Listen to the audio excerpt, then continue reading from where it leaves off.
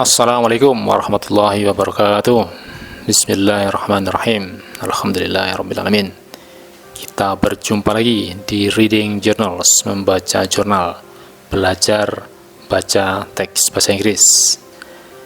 Kita melanjutkan video sebelumnya yang membahas paragraf 2, kalimat 1 dan kalimat 2.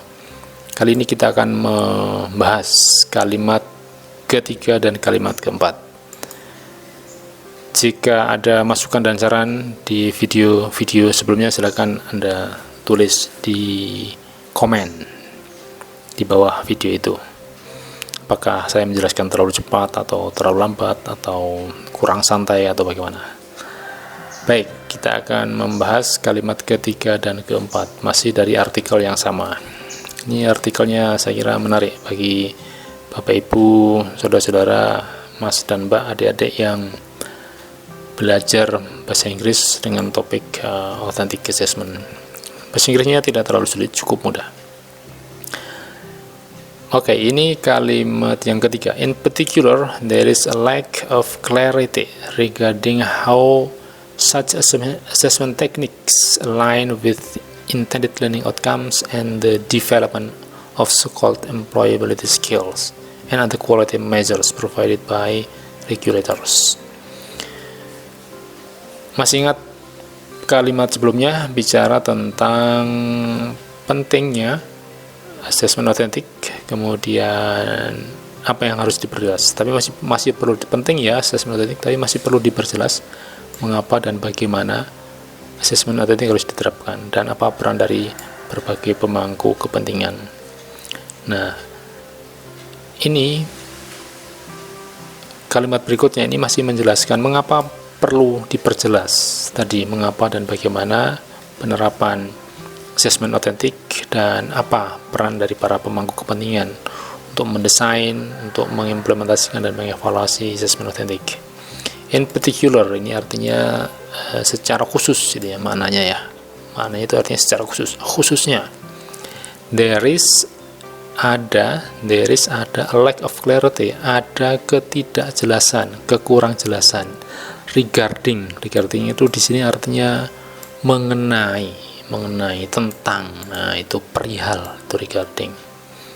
Kalau arti harfiahnya regard itu ya menghargai, regard itu menghargai. Kalau di sini artinya mengenai. Kalau Anda sering baca teks berbahasa Inggris, Anda sering menjumpai kata ini yang berarti mengenai, perihal. Ini ya, kita bahas dulu arti harfiahnya ya.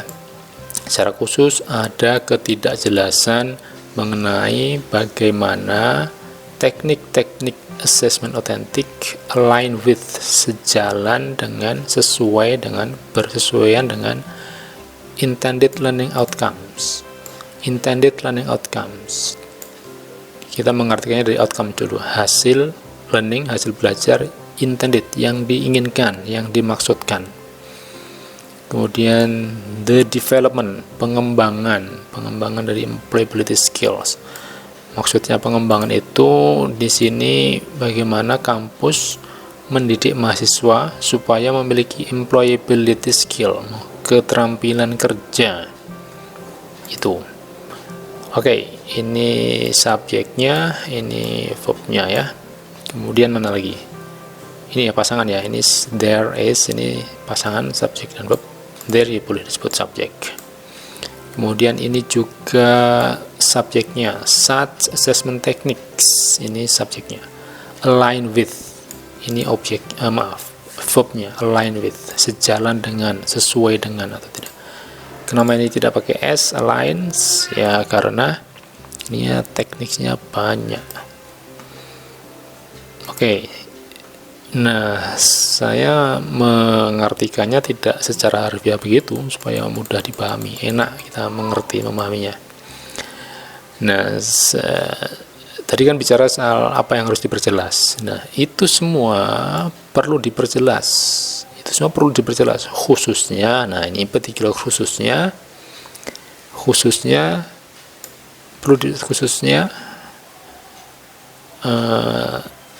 ya itu semua perlu diperjelas, khususnya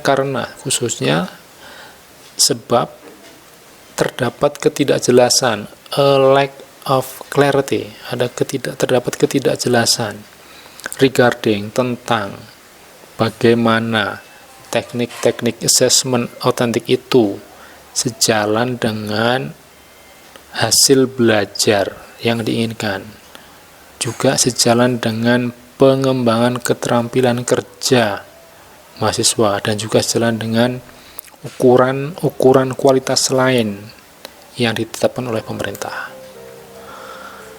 Jadi ada 3 alasan, ada alasan khusus mengapa asesmen autentik itu harus diperjelas, karena ada ketidakjelasan tentang apa?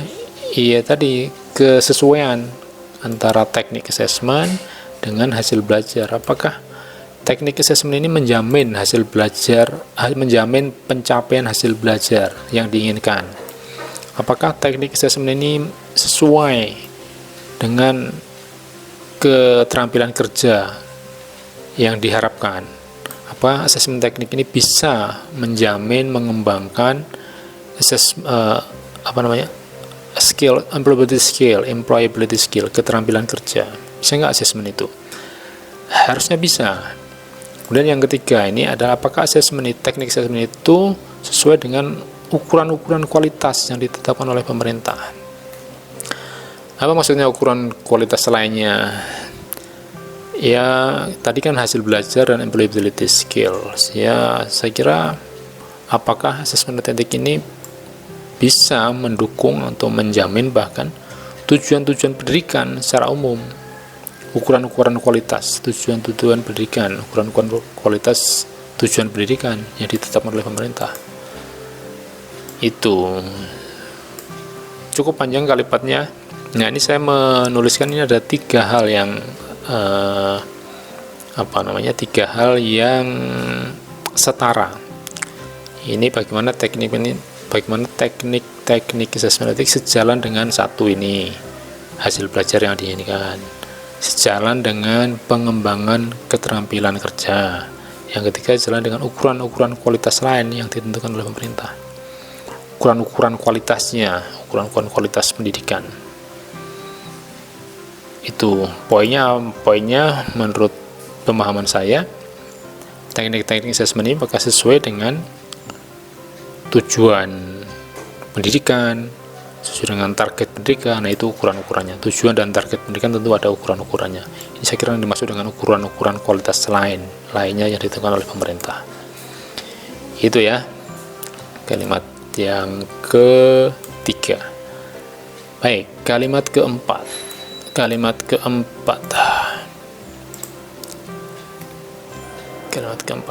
Maaf, ini komputernya agak lambat.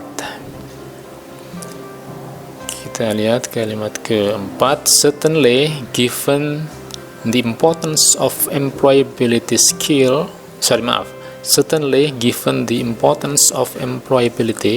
as an educational aim, a reconsideration of assessment design and implementation appears necessary. Nah, masih ingat dulu di video sebelumnya, di video yang lain, given itu artinya karena. Nah, ini arti harfiahnya. Tentu saja karena pentingnya employability, pentingnya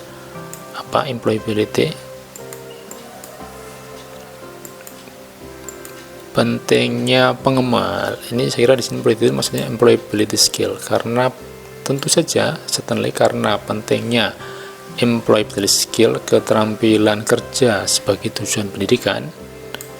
Nah, saya perjelas di sini ya. Saya kira salah satu tujuan itu, bukan satu-satunya tujuan ya, employability skill itu. Salah satu tujuan pendidikan. Karena pentingnya keterampilan kerja sebagai salah satu tujuan pendidikan. Kemudian reconsideration assessment design and implementation. Ini adalah subjeknya. Kemudian appears ini adalah verbnya. Karena pentingnya pengembangan keterampilan kerja, sebagai tujuan pendidikan, sebagai salah satu tujuan pendidikan, perlu dikaji ulang, reconsideration, itu artinya mempertimbangkan ulang. Perlu dikaji ulang. Saya di sini memakai kalimat pasif. Perlu dikaji ulang. Apa? Assessment design, rancangan assessmentnya, apalagi assessment implementation, penerapan assessmentnya. Nah itu appears. Nah ini di sini appears ini artinya perlu, tampaknya perlu. Nah saya taruh appears necessary-nya ini di depan sini. Perlu dikaji ulang rancangan dan penerapan assessment dalam pendidikan. Nah itu kita makin banyak belajar bagaimana mengartikan dan menerjemahkan kalimat-kalimat dalam bahasa Inggris sehingga kita mudah memahaminya, sehingga kita mudah mengerti maksud dan makna yang diinginkan oleh penulis. Ini kalau Anda bisa menerjemahkan dengan bagus seperti ini, pembaca juga sangat mudah, sangat terbantu. Anda yang membaca teks bahasa Inggrisnya sangat terbantu. Kemudian kalau Anda menerjemah dan menuliskannya dengan bagus seperti ini, dengan benar, Anda juga membantu penerjemah. Nah, Anda juga boleh dong bantu saya dengan subscribe. Boleh ya, ini ada di kanan bawah ini. Nah, silakan. Mohon Anda, mudah-mudahan Anda berkenan subscribe. Terima kasih, sampai bertemu di video berikutnya. Semoga bermanfaat. Assalamualaikum warahmatullahi wabarakatuh.